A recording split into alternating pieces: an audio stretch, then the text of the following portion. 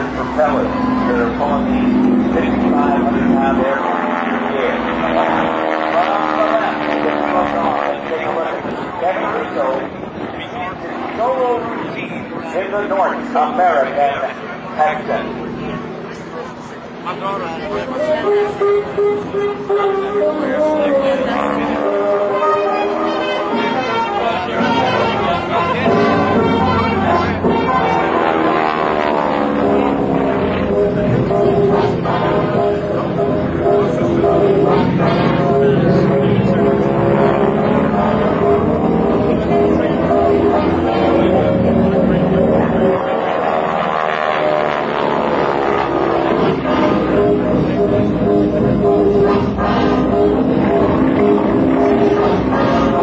Kevin now makes his home in North Branch, New Jersey. He was 15 years old when he started to fly, and he soloed on his 16th birthday, the youngest age at which you can solo in our country,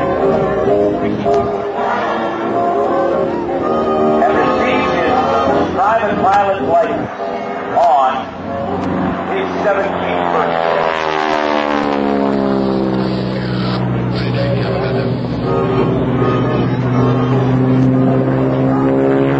Not only was the SNJ Texan, or the SNJ,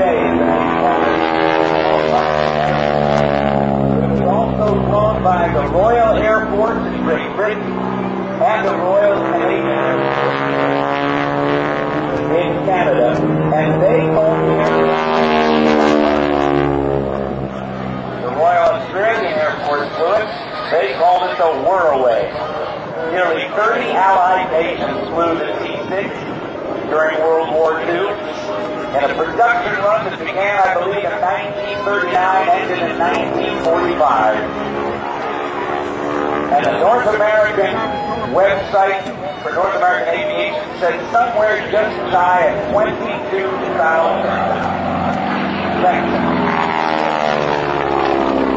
Now, check the 4-point hesitation roll as he goes over the top. He stops the airplane every 90 degrees.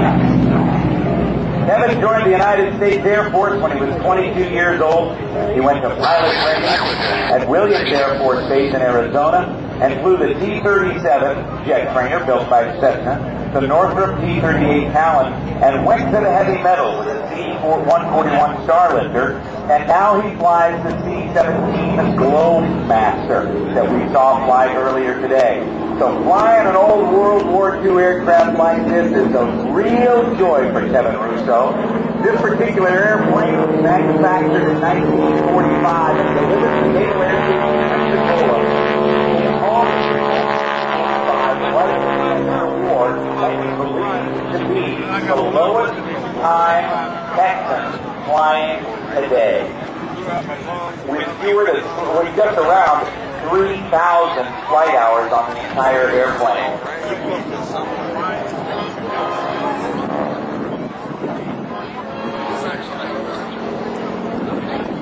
The Texan found its way into the Korean conflict because targets were very, very hard to spot when from the fast-moving jets. So some old T-6 were outfitted with white phosphorus rockets that could be hung under the wing. They were redesignated T-6Gs, and they flew a Reno mission. Over the enemy, spotted his target, coming back around, marking those targets with white phosphorus rockets, which would blow white smoke, a lot of white smoke. We call the fast-moving jets high and above and say, target sector, whatever, hit the smoke.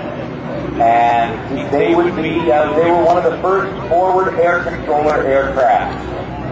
They were able to withstand a lot of punishment, very, very rugged, and the Royal Air Force and the Royal Canadian Air Force really liked the way North American Aviation built airplanes.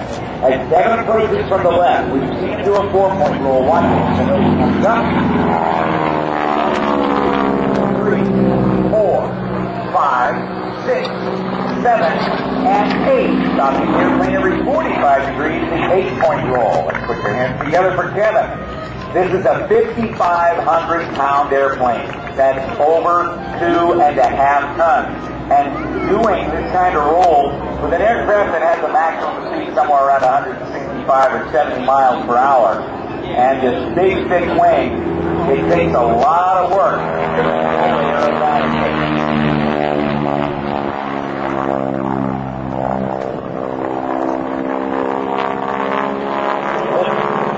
Glenn Miller band. World War II, this is the kind of music that the pilots enjoyed as they were going through their training and graduated to their aircraft of choice. Great to hear this great music along with this great airplane. Now, we've gone 4, 5, 6, 7, 8, 9, 10, 11, 12, 13, 14, 15, 16. There's the 16-point roll every 22.5 degrees. How about that? That's great flying in a big, big, heavy airplane that really, once it gets into that knife edge and that quarter way through and 3/4 of the way through the roll is very, very heavy. It wants to just drop out of the sky. Several nations deployed the Texan as a fighter as well as a bomber. Texan D6 is even credited with the sinking of a German U-boat during World War II. These Texans by the Israeli controller aircraft continued into the 1960s.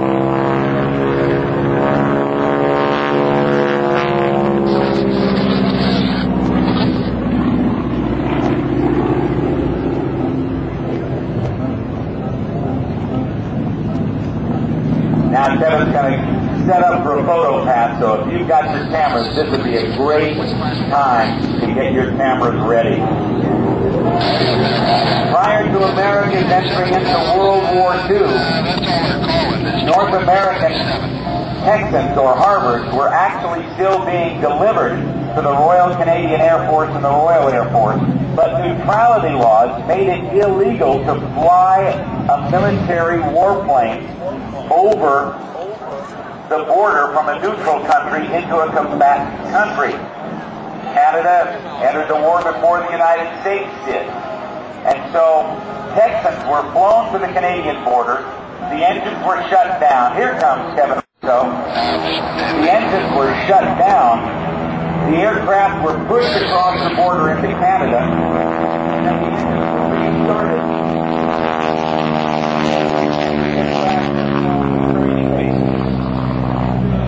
Now up in Holton, Maine, way up in the northeast, the customs officials from both the United States and Canada decided that they were going to get a little creative. So they moved the border. What happened was that the Texans would land. They would politically move the border without even shutting down the engine. And then the aircraft would simply take off again and head right on to their training bases. Coming across right in front of the show center here, Brian Stick Willis, A6 pilot of the A-10 Thunderbolt II, and Russ Campbell with him there.